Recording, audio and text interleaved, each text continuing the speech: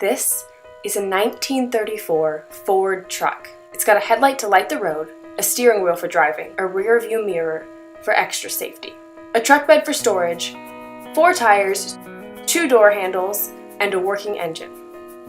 But how was it all made?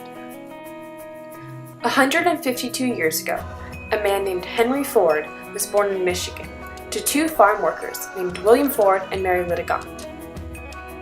Now, many of you may know Henry Ford for making one of the world's largest automobile companies and being the master of mass production. But let's start from the beginning, with a brief history of Henry's early years. At the ripe age of 15, Henry became interested in mechanics. He would often dismantle and reassemble watches, gaining him the title of watch repairman to family and friends.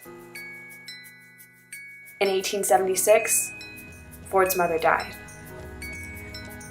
Later, his father asked him to take over the farm, but Henry had far bigger dreams.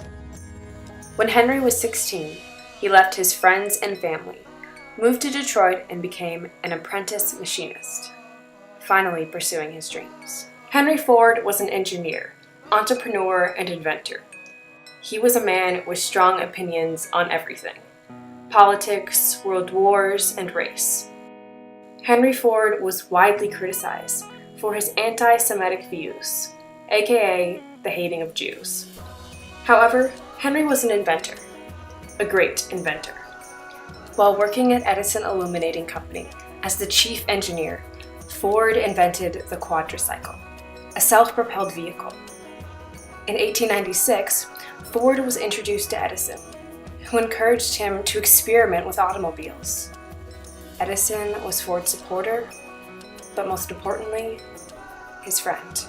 After quitting his job at Edison's company, Ford founded the Detroit Automobile Company. The company's products were terrible quality and expensive. The company failed. Then, Ford went on to start his most famous company, Ford Motor Company. Ford Motor Company could mass produce using the assembly line and many, many workers, around 14,000 workers. Ford's company made 2 million units a year and cut the cost of a car in half, making it affordable for the average consumer. The problem with Ford Motor Company was that many workers would show up late or not show up at all, which would decrease production and cause the company to lose money. To give his workers an incentive, he doubled their pay and cut their hours. Ford paid his workers $5 a day, which was double the average pay for automobile workers. This pay raise allowed Ford's workers to afford his cars and helped contribute to the rising middle class. Henry Ford was an innovator. Innovators change things. They take new ideas, sometimes their own, sometimes other people's, and develop and promote those ideas until they become an accepted part of daily life. Innovation requires self-confidence, a taste for risk-taking, leadership ability, and a vision of what the future should be.